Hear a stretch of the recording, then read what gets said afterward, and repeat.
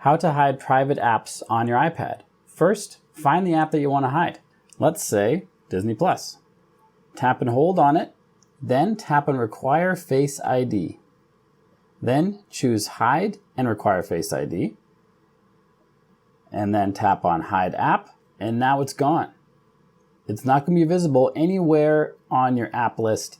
You might find some settings inside the Settings app related to whatever app that you hide, but aside from that, it's going to be invisible. You can find it again by going all the way to the right to your app library. At the bottom, there's a folder called Hidden. Tap on that.